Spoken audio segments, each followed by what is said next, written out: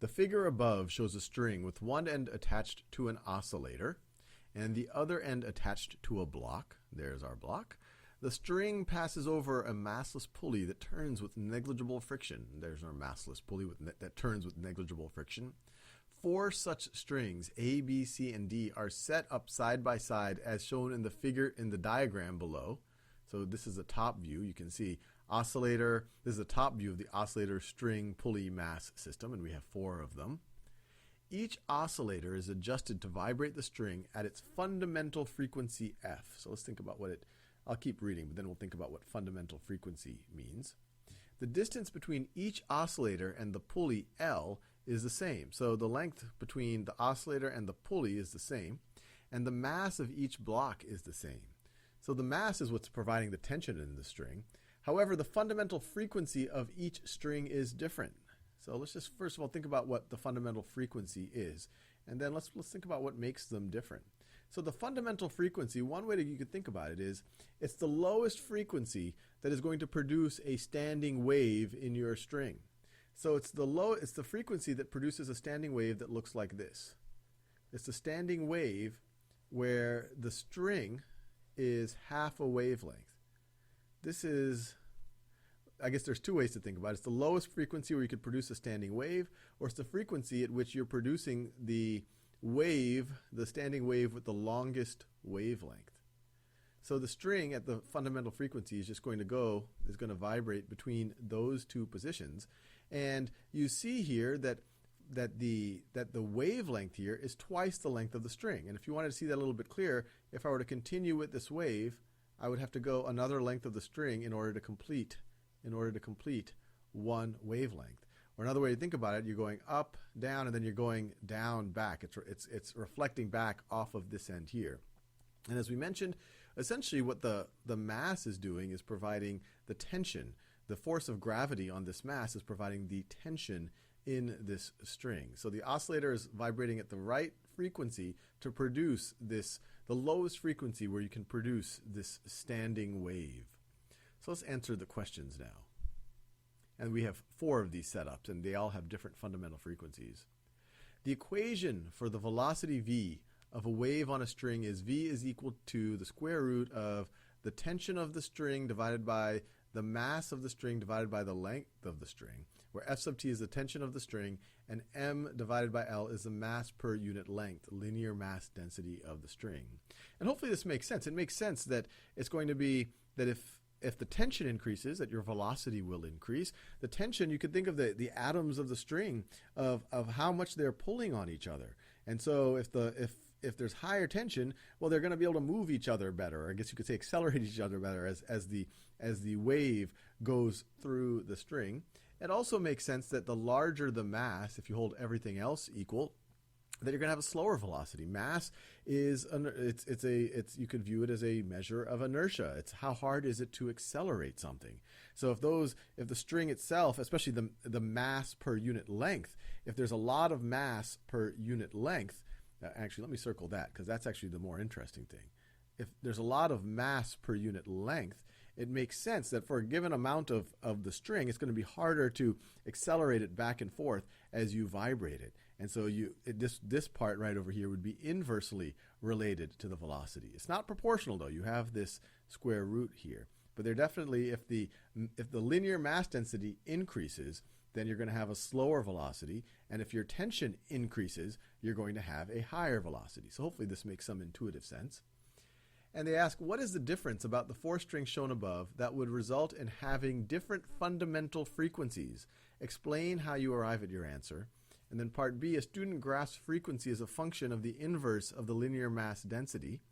Will the graph be linear? Explain how you arrived at your answer. All right, let's answer each of these.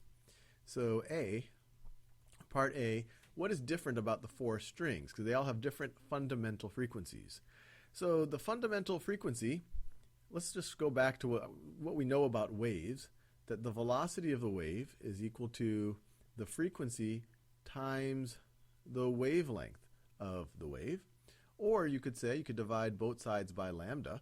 You could say that the frequency of a wave is equal to the velocity over the wavelength. So if we're talking about the fundamental frequency,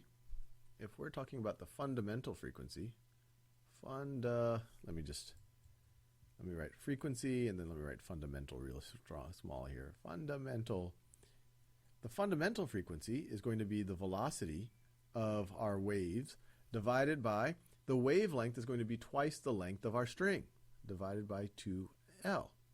And if you look at the expression that they gave us for the velocity of the wave on the string, well, this is going to be equal to the square root of the tension in the string divided by the linear mass density, and then all of that is going to be over 2L. Now, all of them have different fundamental frequencies, but let's think about what's different over here. They all have the same tension. How do I know that? Well, what's causing the tension is the masses hanging over the pulleys, so the weight of those masses. So that's all going to be the same for all of them. And they all have the same length. So these are all the same. So the only way that you're going to have different fundamental frequencies is if you have different masses. So different masses. So that has to be different. So what we can, to answer their question, the strings must have different mass. Well, they would have different linear mass densities, but since they're all the same length, they would also have different masses. So let me write this down. Strings must have different masses and mass densities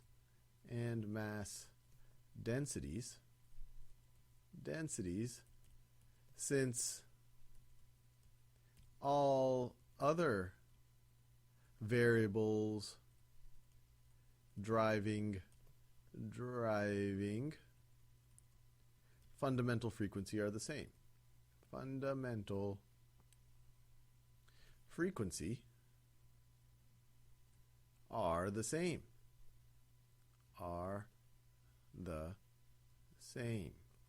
All right, let's tackle part B now. A student graphs frequency as a function of the inverse of linear mass density. Will the graph be linear? Explain how you arrived at your answer. So a student graphs frequency, let me underline this. They're graphing frequency as a function of linear mass density. So we actually can write this down. So if we wanted to write frequency as a function of linear mass density, so we could write as a function of m over L, well, this is going to be equal to, well, we could rewrite this expression. Actually, we could just leave it like this. This is the same thing as 1 over 2L times the square root of the tension divided by the linear mass density. Or you could view this as being equal to, you could say this is the square root of the tension over 2L. And I'm putting all of this separate because we're doing it as a function of our linear mass density. So we can assume that all of this is going to be a constant. And then times the square root of 1 over the linear mass density. So if you're plotting frequency as a function of this, it's not going to be, the graph is definitely not going to be linear.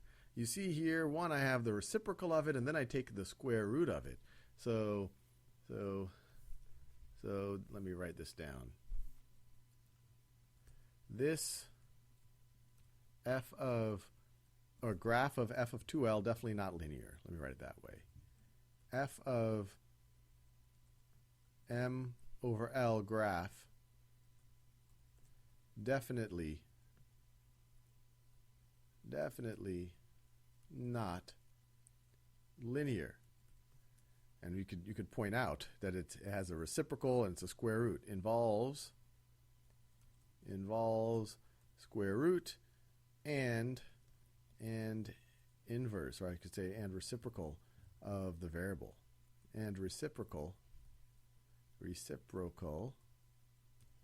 of the linear mass density of m over L. So definitely not linear. All right, let's tackle part C. the frequency of the oscillator connected to string D is changed so that the string vibrates in its second harmonic. On the side view of string D below, mark and label the points on the string that have the greatest average vertical speed.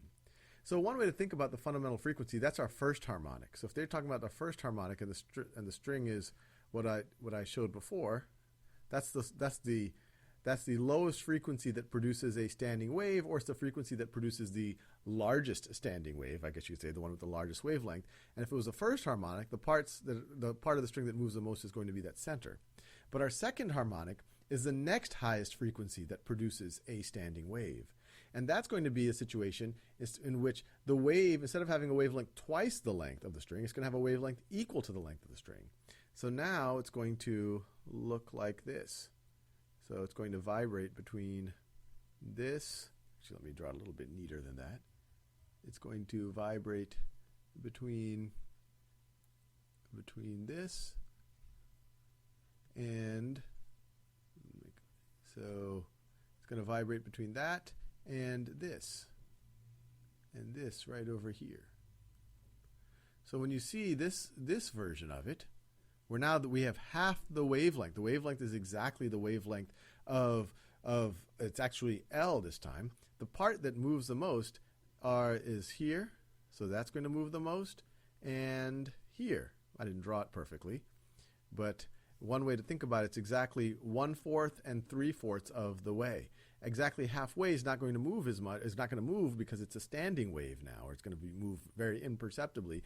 These two places where you're going to move the most at the second harmonic. The second harmonic being the next highest frequency that produces a standing wave again.